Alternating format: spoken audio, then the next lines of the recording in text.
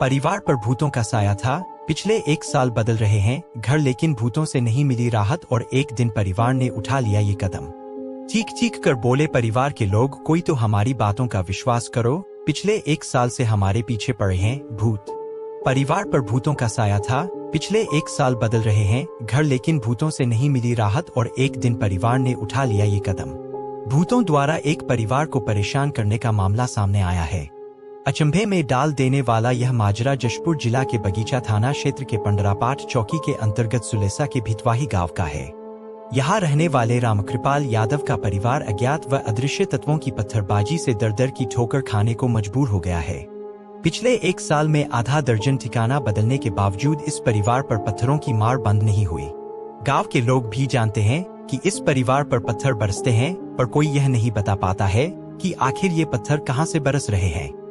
सारे उपाय करने के बावजूद पीड़ित परिवार को राहत नहीं मिली। इसके बाद अब पीड़ित परिवार भूत की शिकायत लेकर थाना पहुंच गए और अपनी सुरक्षा के साथ भूत पर कार्रवाई की मांग की है। वहीं पुलिस पीड़ित की बात को सुनकर आश्चर्य में पड़ गई और अज्ञात तत्वों की बदमाशी बताते हुए मामले के जांच की बात भी कही है।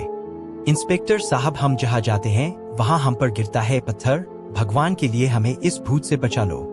भितवाही गांव का निवासी रामकृपाल यादव अपने माता पिता व 2 बहनों के साथ रहता है। पिछले 1 साल से वह अजीबोगरीब पत्थरबाजी से परेशान है। पत्थरबाजी की खौफ से यह परिवार दर दर भटकने को मजबूर है। रामकृपाल यादव के पूरे परिवार के सदस्यों पर पत्थरबाजी हो रही है, जिसमें उनके परिवार के लोग घायल भी हो चुके हैं। पिछले 1 साल से वे अज्ञात तत्वों की पत्थरबाजी से परेशान हैं। हमला कभी भी कहीं भी हो जाता। खास बात यह कि पत्थर मारने वाला न तो दिखाई देता है न ही पकड़ में आता है।